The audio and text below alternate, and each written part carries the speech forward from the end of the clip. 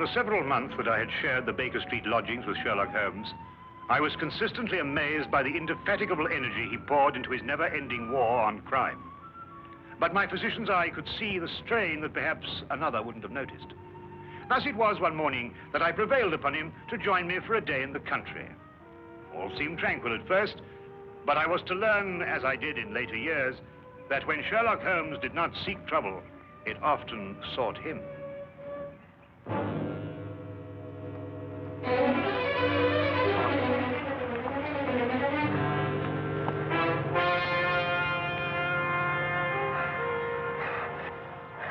Help her. They may be coming. Steady now, we'll have you all right in a minute. What's happened to the young lady? Who are you running from? Stark. Carroll. They tried to kill me. Out now, Holmes. Perhaps we'd better get them to London, eh? My very thought. The young lady is uninjured, but she's suffering from a deep state of shock. Come along.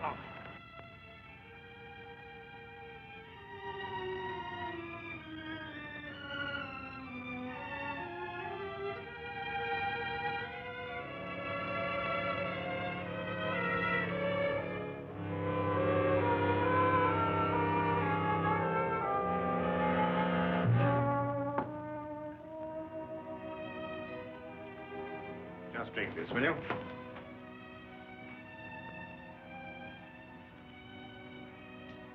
Better now? Much, thank you, sir. Will she be all right, Doctor? Oh, yes, I think so. Twice last night, she saved my life. Who is she? I don't know. We only met last night. I'm afraid she's mute. What, deaf mute? No, she hears and understands perfectly. How did you meet her? Well, it all started yesterday afternoon. Seems an eternity since then. I was in my office, facing the realities of my professional situation. I suppose that everyone finds his first venture into independent business to be a dreary experience. After a year of it, I'd about decided to admit failure and seek employment with some recognized firm. It was at that point that I received a client. Mr. Hatherley? His name was Colonel Lysander Stark. Had I known then what horror he was bringing into my life, I would have strangled him right then and there. Frankly, Mr. Hatherley, the commission I have come here to offer you deals with a matter of extreme secrecy. I have gone to some lengths to acquaint myself with both your professional and your personal qualifications. Personal qualifications, sir? Yes. I know you to be an efficient hydraulic engineer, but also that you are a bachelor, an orphan, and that you reside here alone in London. Why, that's very true, but I'm afraid I don't understand. You shall when I explain the assignment. Do I have your word that our conversation will go no further than this room? Of course, sir. I shall respect your confidence. Excellent. Well, then. Does £50 for a night's work appeal to you? £50? I note by your expression that you suspect some illegality. Let me set your mind at rest on that score. Exactly what you want me to do? To repair a hydraulic press, Mr. Hatherley. A rather large hydraulic press. Well, that hardly seems unusual.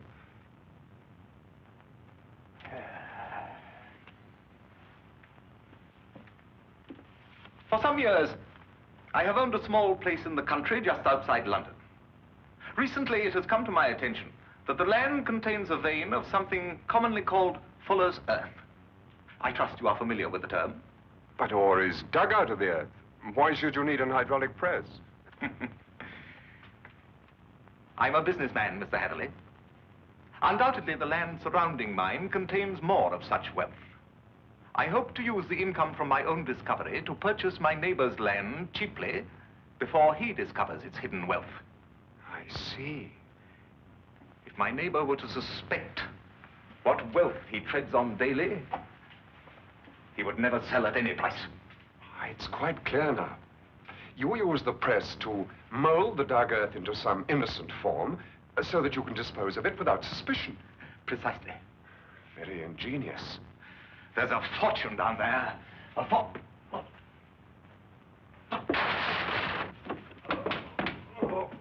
Is anything wrong? What is it, Colonel Stark? Can I get you something?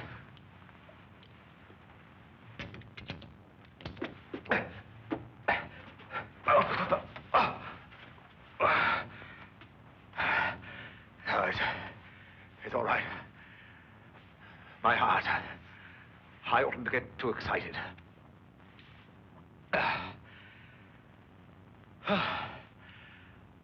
Well, I've put my trust in you, Mr. Heatherly. Do you accept the commission? When do I begin, sir? I promised to meet him that night, last night, at Ayford Station. The time he suggested was quite late, 11:30, but he insisted that it would be less conspicuous. I freely admit that the money kept me from exercising a more natural curiosity at such bizarre proceedings. One point, sir. When we encountered you, admittedly you were in a highly nervous state, but you kept repeating that they were after you. Did this man Stark have a confederate? Yes, a foreigner, a man named Carrow. I was to meet him later that night. Go on. Last night, I boarded the train to Ayford and arrived there a little past 11 as ordered. And Colonel Stark was waiting? He was. We drove for almost an hour, and then we stopped suddenly, and he almost pulled me into a darkened house. Stark muttered under his breath as he fumbled to strike a match, but suddenly a light appeared at the top of the stairs.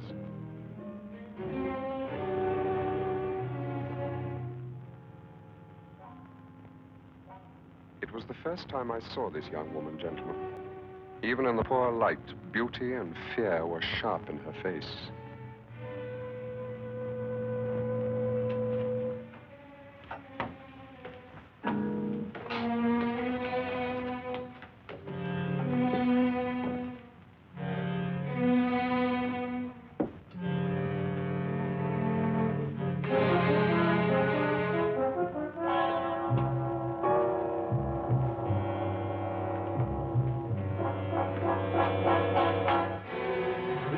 Is our housekeeper.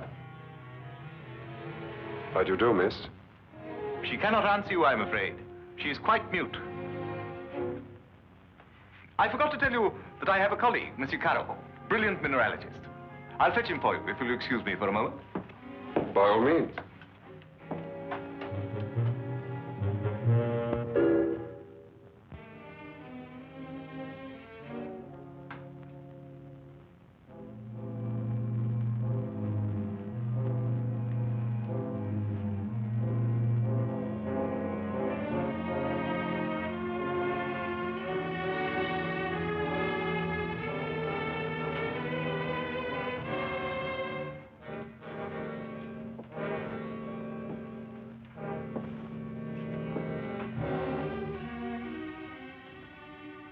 Is there anything wrong?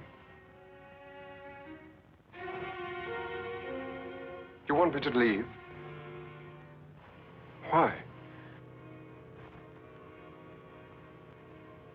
Are you trying to warn me against Colonel Stark?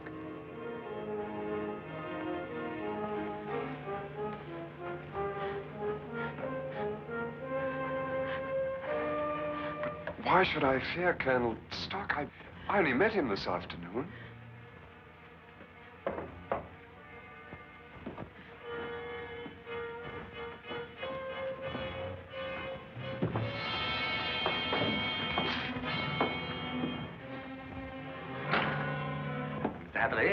I'd like you to meet my friend and associate, Monsieur Carroll. A pleasure, sir. Colonel Stark will show you our press and explain the difficulties we have. I'll join you in a moment. After I have arranged with our housekeeper for your stay tonight. Yes, that's a good idea. Will you come this way, Mr. Hatherley?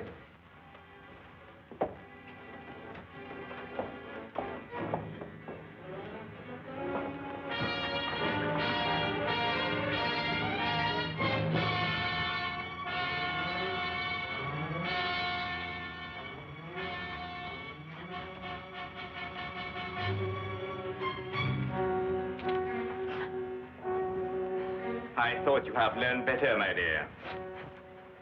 Perhaps I'll have to send you back to school.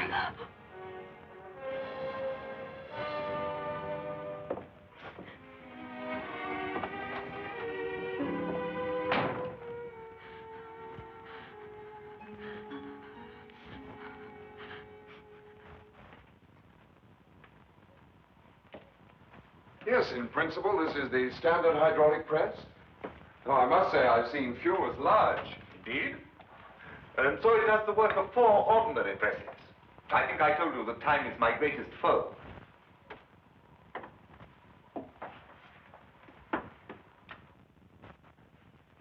Would you bring more light, please?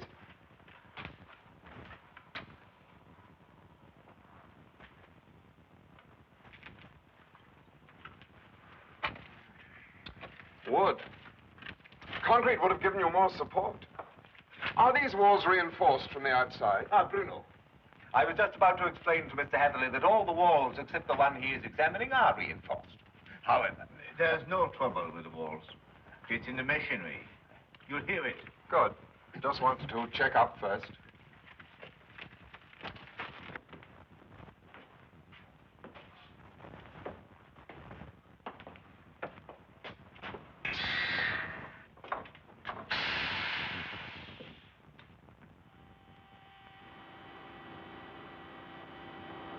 Now listen.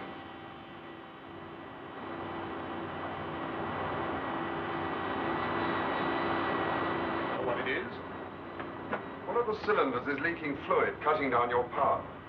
Turn it off and we'll have a look at the driving rods.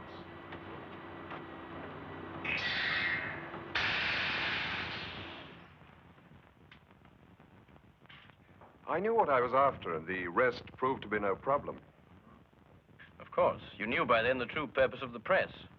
Not quite. Although I was sure it was not for making dirt brick molds. Much too large for that. But they'd lied to me so blatantly, I thought it best not to call them on it right off. Well, what were they using the press for? Fairly obvious. They are counterfeiters. They use the press to form the amalgam that takes the place of silver. So I learned during the night.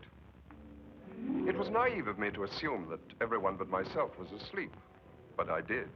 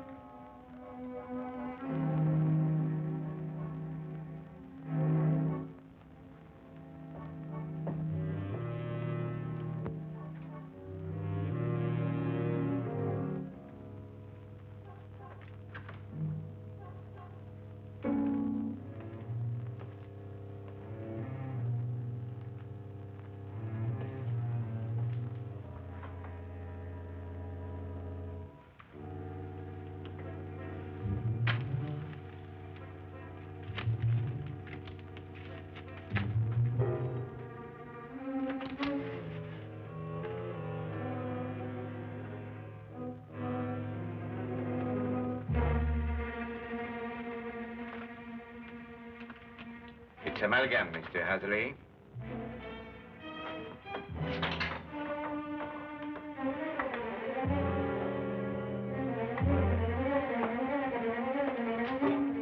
Carol, open up! Let me out of here, Carol!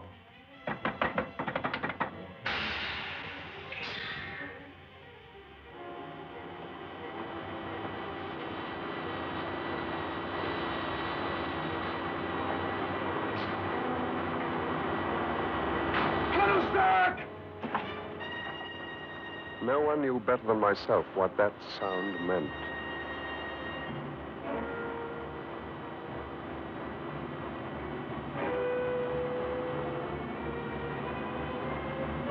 Caro had started the press. Within minutes, that cold ceiling would be down with a force capable of grinding me to a shapeless pulp. And there was no way in the world I could stop it.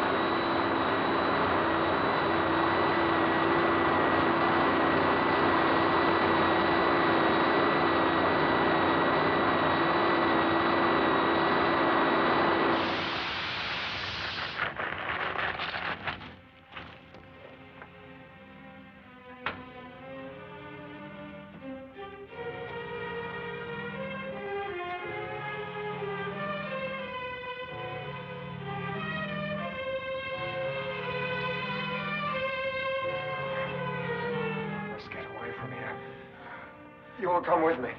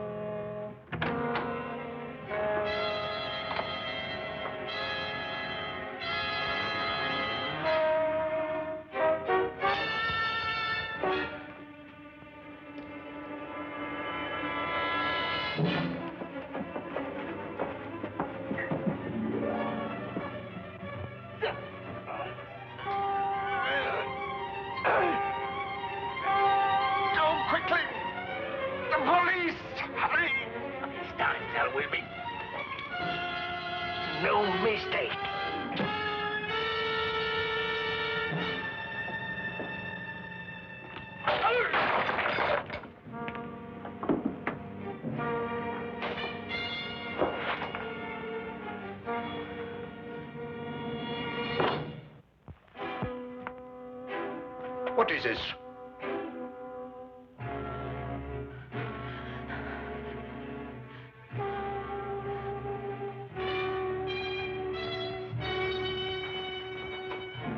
What's happened here?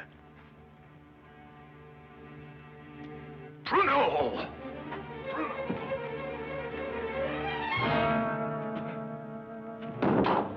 No.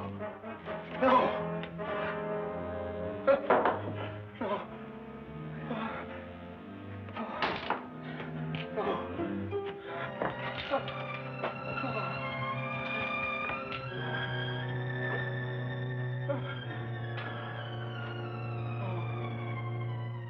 That's almost the last lucid recollection I have. I remember carrying her outside and plunging ahead into the darkness. Then you have no memory of going through the woods? Almost none. The next thing I remember, you and Dr. Watson were bending over me. Are you all right? She screamed. Did you hear her? Yes, quite clearly. Don't let them send me back. I can't bear it. There now.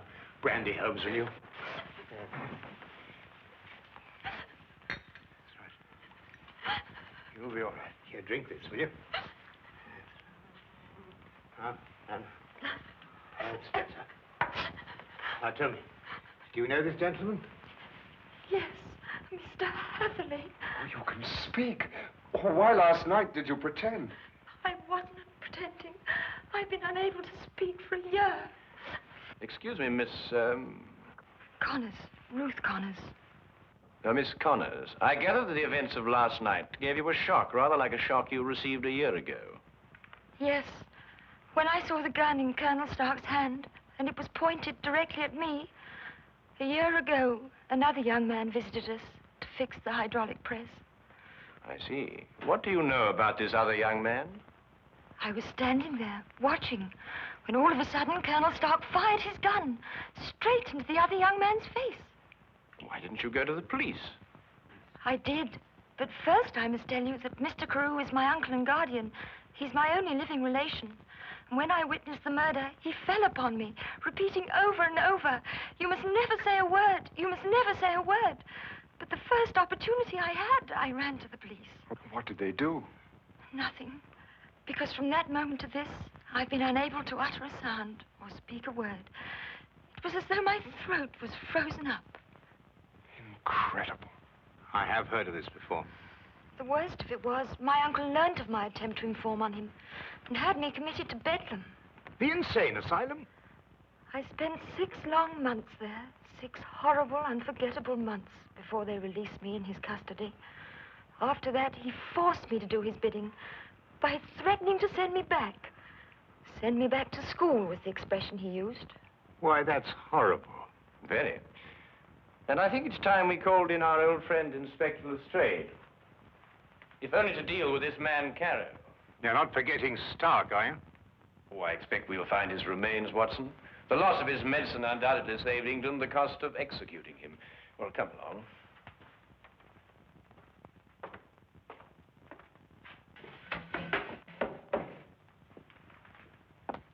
Now that young Mr. Hatherley tells us about neglecting the candle while he made his escape, I can place the blame for the fire.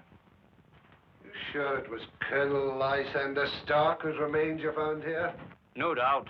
Several articles of authentic identification, no doubt. Anything else? No, Inspector. Sorry. All right, thank you, Constable. Now where's Holmes got himself to? He just went down to the station. He said he'd be back in a minute. Look here, if Holmes thinks he can do... I'm sorry to keep you all waiting. Well, everything's settled, Lestrade? About as settled as it's likely to be. Stark's dead. Carrow's escaped. The only thing now is to go back to London and put out an alarm for him. Oh, dear. Now, tell me, what about the money? What money? Well, you know, the money they were making, the counterfeit. Have you found any? Well, no. Oh, I suppose Carrow took it with him. Well, the man would have to be pretty desperate indeed to even bother with real money, let alone counterfeit. What are you suggesting, Holmes? Miss Connors, the only carriage used here is the carriage that Mr. Hatherley rode in. Is that right? Why, yes, I think so. I see. And that carriage has been in the livery stable since last night. Thanks to an obliging constable, I found one of Mr. Carrow's footprints. But there was no trail of similar prints leading away from the house. Mark you, I didn't imagine that he would try and make his escape on foot. How did he get away, then? He didn't, my dear fellow. He's still in his house, hiding somewhere. What? Mr. Holmes, there's a cellar where... I examined that cellar myself. No, I mean the special cave they dug under the house to hide the money. And there must be an entrance from the house itself. Well, I wasn't permitted to know exactly where, but I'm sure it was in this room somewhere. Thank you. Well, let's try and see, shall we? I beg your pardon.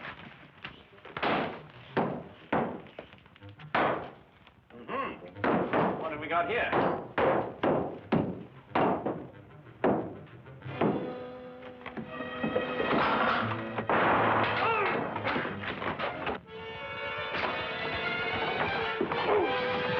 Ah, very neat, Watson. Oh, there wasn't anything to it. Now, dear, what have we got here? Oh, just nicked me, Doctor. Nothing serious. Well, we'll have a look at it anyway. Hold on. Some of you may lend a hand in here. That's that. I don't believe you'll have any more trouble with Mr. Carew. This has been a nasty business all round. I've lost my £50 fee, been roughed up, but it could have been worse, I suppose. A good deal worse, my friend. For example, I believe this is yours. Mine. Yes. What is it? Your shoe, I believe. I recovered it from the press. Yes, it makes one think, doesn't it? Well, Watson, you were quite right. A day in the country can be quite relaxing.